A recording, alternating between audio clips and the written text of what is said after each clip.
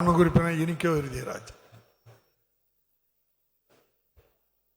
மாண்புமிகு பேரவைத் தலைவர் அவர்களே, எனது திருச்சி கிழக்கு சட்டமன்ற தொகுதிக்குட்பட்ட 59வது வார்டு கல்லுக்குழி செங்குளம் காலனி பகுதியிலே பழுதடைந்த குடியிருப்புகளுக்கு மாற்றாக புதிய வீடு அடுக்குமாடி குடியிருப்புகள் கட்டப்படுகின்றன என்று சொல்லுகிறார்கள். அதில் இன்னும் 2 மாடி அதிகமாக கட்டி குறைந்த income, low income group, medium income group அப்படின்னு பிரித்து கொடுத்தால் அங்க இருக்கக்கூடிய அடுக்குமாடி குடியிருப்புகள் மக்கள் பயனடைவதற்கு வசதியாக இருக்கும். எனவே அதற்கு வழிவகை இருக்கிறதா என்பதை மாண்புமிகு அமைச்சரை உங்கள் சபாநாயகர் வழியாக கேட்டு அமைகிறேன். மாண்புமிகு அமைச்சர் அவர்கள். பேரவைத் தலைவர் அவர்களே, நான் ஏற்கனவே சொன்னபடி ஏற்கனவே ஒரு 30 ஆண்டு காலத்திற்கு முன்னாலே 40 ஆண்டு காலத்திற்கு முன்னாலே கட்டிய கட்டடம் என்பது அன்றைக்கு இருந்த அளவு, அந்த எஃப்எஸ்ஐ என்று சொல்லுவார்கள், அந்த அளவு இப்பொழுது உயர்த்தப்பட்டிருக்கிறது. எனவே நான் ஏற்கனவே சொன்னபடி 100 வீடு இருக்கிற இடத்துல இப்பொழுது 300 வீடு கட்டுகிற அளவிற்கு நிலைமை இருக்கிறது. ஆனால் அந்த இடத்துல கேட்பு இருக்கிறதா, அதை கட்டினால் போகுமா என்பதையும் நாம் பார்க்க வேண்டும். அதற்கு என்ன காரணம் என்று சொன்னால், ஏற்கனவே திராவிட முன்னேற்ற கழக அரசு பதவி ஏற்கிற பொழுது ஏறத்தாழ 6293 வீடுகள் விற்கப்படாமல் இருந்தது. அதெல்லாம் நீண்ட நாட்களாக கட்டி பயன்படுத்தப்படாமல் விற்கப்படாமல் இருந்தது. அது ஒரு தனி முயற்சி எடுத்து ஏறத்தாழ 2512 வீடுகள் விற்கப்பட்டிருக்கிறது. மேலும் விற்கப்படாத வீடுகளை வாடகை வீடுகளாக மாற்றுவதற்கான நடவடிக்கை எடுக்கப்பட்டிருக்கிறது. எனவே இப்படிப்பட்ட சூழ்நிலை இருக்கிற காரணத்தால் இனிமேல் வருகிற திட்டங்கள் பொதுமக்களால் உடனடியாக பெற்றுக்கொள்ளுகிற ஒரு சூழ்நிலை இருக்க வேண்டும் என்பதை ஆய்வு செய்வதற்காகத்தான் கொஞ்சம் அதிலே காலதாமதம் ஏற்பட்டு விடுகிறது. எனவே போதிய கேட்பு இருந்தால் நிச்சயமாக மாண்பு உறுப்பினர் அவர்கள் கேட்கிற அந்த திட்டம் முழுமையாக நிறைவேற்றப்படும். அது மட்டுமல்ல, ஒரு கட்டிடம் கட்டுகிற பொழுது அதில் எவ்வளவு எஃப்எஸ்ஐ பயன்படுத்த முடியுமோ அந்த ரோடினுடைய அகலத்தை பொறுத்து செய்ய வேண்டியிருக்கிறது.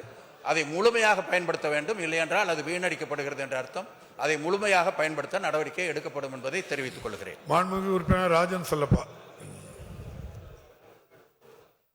மாண்புமிகு பேரவைத் தலைவர் அவர்களே, மதுரை வீட்டு வசதி வாரியத்தின் மூலமாக நெல்லை செல்லுகிற 4 வழிப்பாதையில் திருப்பரங்குன்றம் சட்டப்பேரவை தொகுதியில் தோப்பூர் ஊராட்சியில் ஏறக்குறைய 30 கோடி ரூபாய் மதிப்பீட்டில் ஒரு வணிக வளாகம் வீட்டு வசதி வாரியத்தின் மூலமாக கட்டப்பட்டு நீண்ட நெடிய நாட்களாக கட்டப்பட்டு அது கட்டி முடிக்கப்பட்ட நிலையில் தொடர்ந்து 6 மாதமாக அந்த வணிக வளாகம் திறக்கப்படாமல் இருக்கிறது.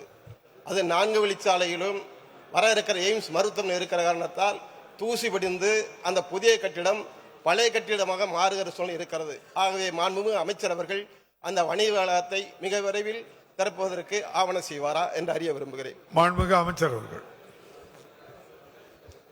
மாண்பு பேரவைத் தலைவர் அவர்களே, ஏற்கனவே அந்த கட்டிடம் கட்டுகிற பொழுது அங்கே ஒரு நீர்வழி புறம்போக்கு என்ற ஒரு பிரச்சனை அங்கே வந்த காரணத்தால் அதில் சில சிக்கல்கள் ஏற்பட்டது. இப்பொழுது அதெல்லாம் சீர் செய்யப்பட்டிருக்கிறது.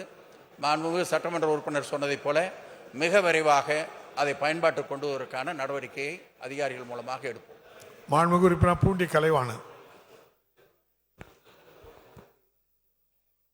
மாண்புமிகு பேரவைத் தலைவர் அவர்களே, மண்ணின் மைந்தர் முத்தமிழறிஞர் தலைவர் கலைஞர் அவர்கள் ஊரான திருவாரூரில் இன்று திராவிட மாடல் ஆட்சியில் உள்கட்டமைப்பு வசதிகள் மற்றும் அனைத்து துறைகளின் சார்பான வளர்ச்சிப் பணிகள் நிறைந்துள்ள இந்த நிலையில் அருகாமையில் உள்ள கிராமப்புற மக்கள் மிக பெரிய அளவில் நகரில் குடியேறி வருகிறார்கள். அது மாத்திரமல்லாமல் திருவாரூர் நகரம் என்பது மிக பெரும்பான்மையாக கோயில் நிலங்கள் உள்ள பகுதியாக உள்ளதால் அந்த பகுதியில் வாழும் மக்களுக்கு ஒரு அடுக்குமாடி குடியிருப்பு கட்டிடம் கட்டுவதற்கு அரசு முன்வருமா என்பதை தங்கள் வாயிலாக கேட்டு அமர்கிறேன். மாண்புமிகு அமைச்சர் அவர்கள். மாண்பு பேரவைத் தலைவர் அவர்களே, அங்கே இடம் இருக்குமேயானால் அந்த இடத்துல போதிய அளவுக்கு அது விற்பனை ஆகும் என்ற அந்த ஒரு கணக்கீடை எடுத்துக்கொண்டு அதை கட்டி கொடுப்பதற்கான நடவடிக்கை கண்டிப்பாக எடுக்கப்படும். எல்லா இடங்களிலேயும் இதுதான் ஒரு முறையாக நாங்கள் அணுகுகிறோம். எனவே அந்த வகையிலே திருவாரூரில் அதை செய்வதற்கு கண்டிப்பாக நடவடிக்கை எடுக்கப்படும். மாண்புமிகு உறுப்பினர் வில்வநாதன். மாண்புமிகு பேரவைத் தலைவர் அவர்களே, ஆம்பூர் தொகுதியில் ஆம்பூர் நகரத்தில் ஹவுசிங் போர்டு குடியிருப்புகள் மிகவும் பழுதடைந்து மோசமான நிலையில் உள்ளது. அதை பழுது பார்க்க அரசு முன்வருமா?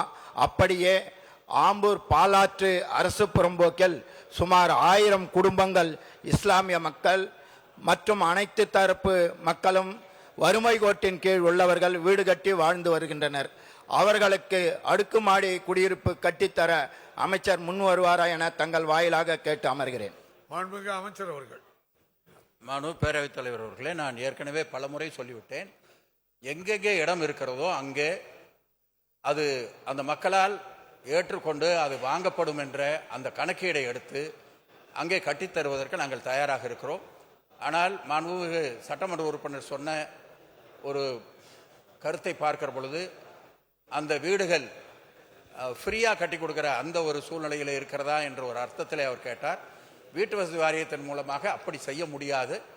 என்ன விலை நிர்ணயிக்கிறார்களோ அந்த விலையை கொடுத்து வாங்கிக் கொள்ள வேண்டும். அதற்குண்டான கேட்பு இருக்கிறதா என்பதை ஆய்வு செய்து கண்டிப்பாக செய்வதற்கான நடவடிக்கை எடுக்கலாம். செய்திகளை உடனுக்குடனும் துல்லியமாகவும் தெரிந்து கொள்ள சப்ஸ்கிரைப் பண்ணுங்க.